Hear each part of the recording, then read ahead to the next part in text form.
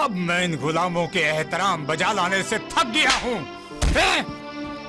ये कौन सी मंतिक है कि हम इन काले गुलामों का एहतराम करें? क्या हुआ? तुम इतने गुस्से में क्यों हो? इसको पढ़ो, क्या लिखा है?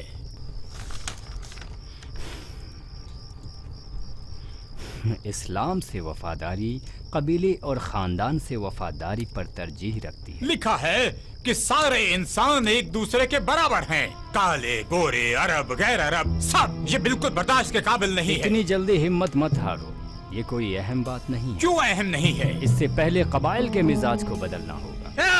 मसला इस हिस्से में पेश आएगा, मुसावात। इंसान को अपनी तरह पड़ोसी का ख्याल रखना चाहिए। यहूदो नसारा को मुसलमानों के बराबर हुकूक हासिल हैं। उन यहूदियों की हिमायत की जाएगी जो अपने आप को इस मुश्तरका मुआशरे से वाबस्ता समझते हैं। और औरतों को इर्स हासिल करने का हक है। ये बिल्कुल बर्दाश्त नहीं किया जा सकता। वो इस शहर को बिल्कुल तब्दील कर रहा है। नफरीन हो। बहुत हो चुका। इस मर्तबा हम तुम्हारे इन बेकीमत जराए पर इक्तफा नहीं करेंगे। यसरब में कम तरीन सहूलतों के साथ गुजारा कर रहे थे।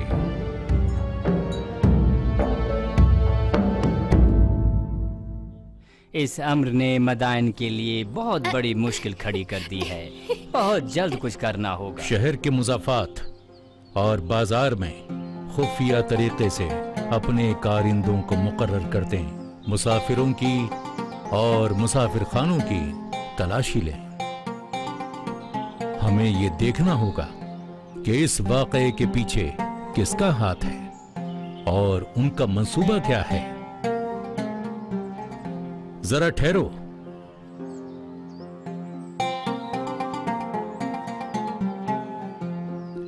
अब चलो बेटे, चलते हैं। हमें मजीद बातें करनी हैं। और अच्छा। तुम्हें अभी मुझे बहुत सी बातें बतानी हैं।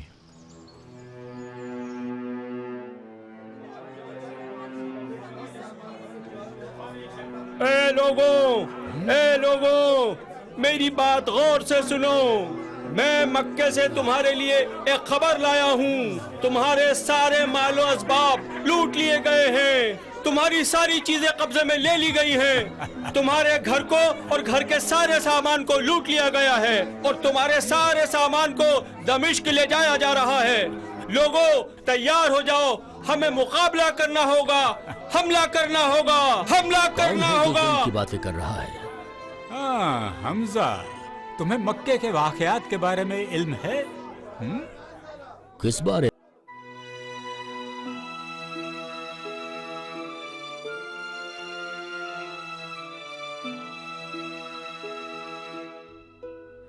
हमें अपना दिफा करना चाहिए। वो हमारा मजाक उड़ा रहे हैं, हम पर हंस रहे हैं। क्यों आप कुछ नहीं कर रहे हैं? शायद वो हमसे ज्यादा होंगे, शायद हमसे ज्यादा ताकतवर होंगे, लेकिन खुदा की पनाह में आपकी क़यादत के जरिए हम कामयाब हो सकते हैं। या रसूल अल्लाह, आप क्यों कुछ नहीं कहते हैं? क्यों कुछ नहीं कहते? या रसूल अल्लाह, मुझे मालूम है आपको तलवार से नफरत है, लेकिन हम उनसे लड़ने पर मजबूर हैं। जो कुछ हमारे पास था वो सब गारत करके दमिश्क ले जाया गया है।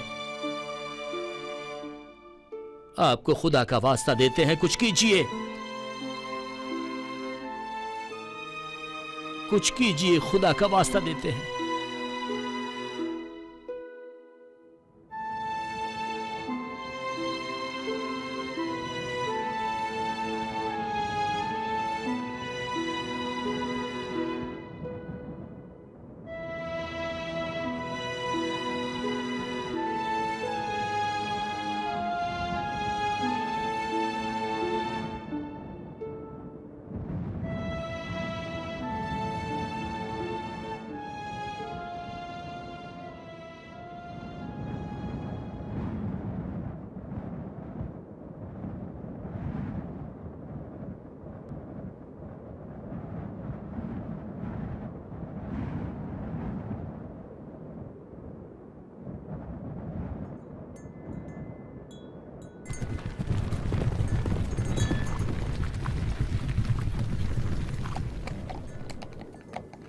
आओ आओ, अच्छी तरह से देख लो।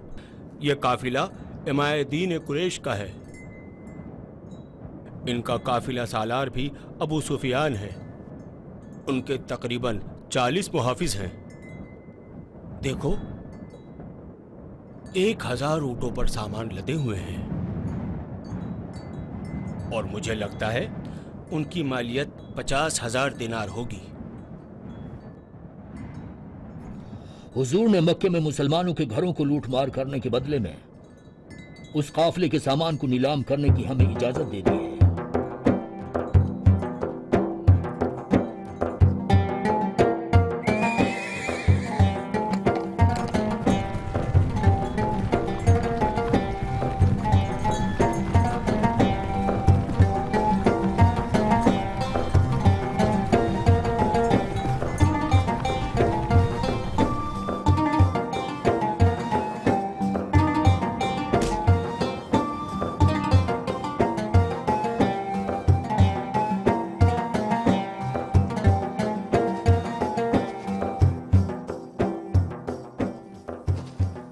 आज रात को ही निकल जाता हूँ। नहीं, आज रात बहुत देर होगी। अभी इसी वक्त चल पड़ो, बिना रुके चल पड़ो। मैं चाहता हूं कि तुम अपनी बातों के जरिए मक्का वालों के खून को जोश दो।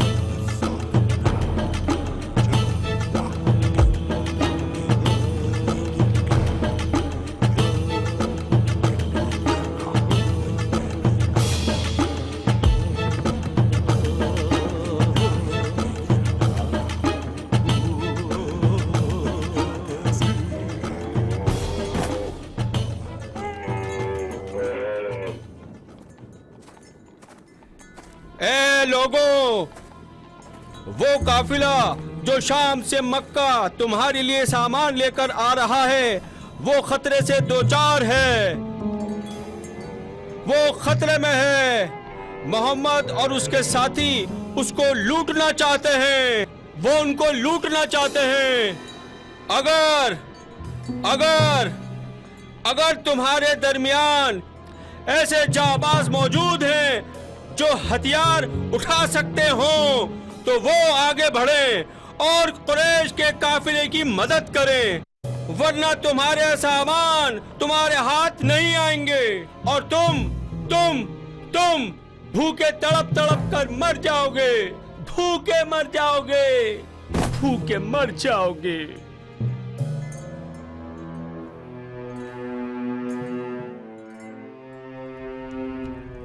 कहाँ हो अबू लहब? मैंने तुम्हें हर जगह ढूंढ लिया। तुम तैयार क्यों नहीं हुए हो? क्या तुम काफिले की हिमायत और हमराही के लिए हमारे साथ नहीं चलोगे? अब मुझसे ये नहीं हो सकता कि घोड़े पर बैठकर सर के ऊपर से तलवार घुमाऊं और ललकारते हुए दुश्मन पर टूट पड़ूं। जंग लड़ना नौजवानों का काम है अबू जहल। खुदाओं की लानत हो तुम पर। जिस काफिले को मोहम्मद लूटना चाहता है, उसमें तुम्हारा सामान भी तो है। तो क्या मक्के के लोग तुम्हारे गुलाम हैं जो तुम्हारे माल की हिफाजत की खातिर अपनी जानों को खतरे में डाल दें?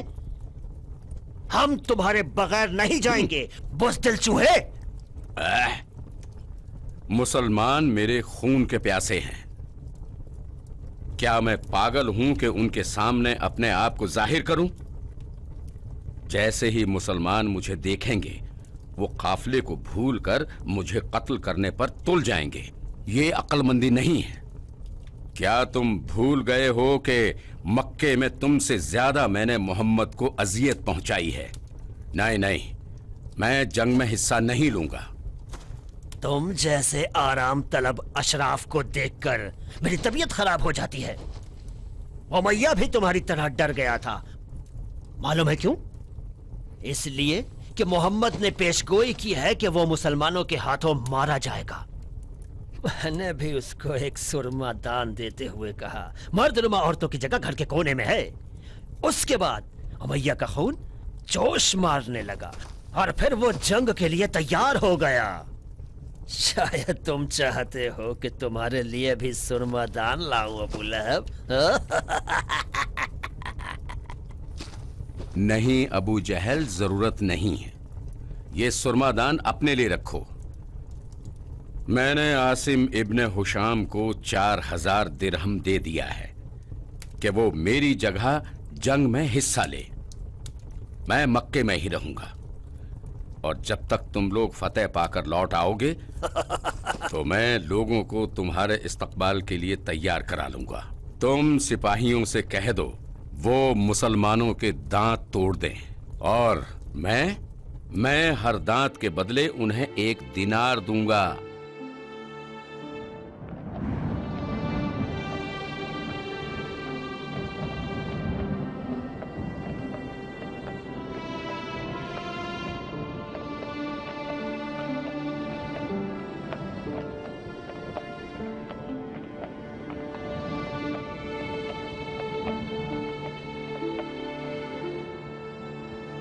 या रसूल अल्लाह, हमारे दिल आपके साथ हैं।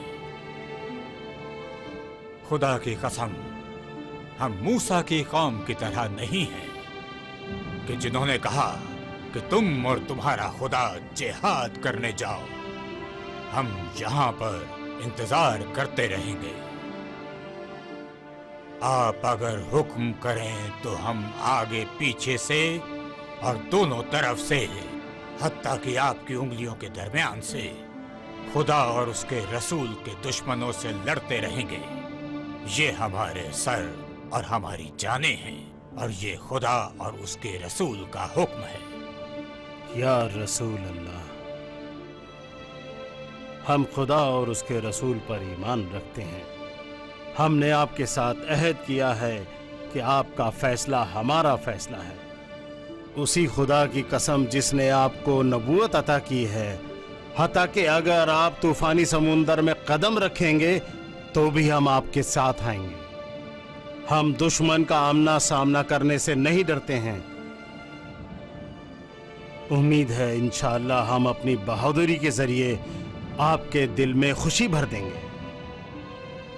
आप हमें खुदा के हुक्म पर जहां भी चाहे भेज सकते हैं। मैं साद इब्ने माद अंसारे मदीना की जानिब से अपनी राय अर्ज कर रहा हूं। ए लोगो, क्या तुम्हारी राय इसका सिवा कुछ और है? नहीं नहीं नहीं, सच कह रहे हो, सच कह रहे हो, सच कह रहे हो। बिल्कुल।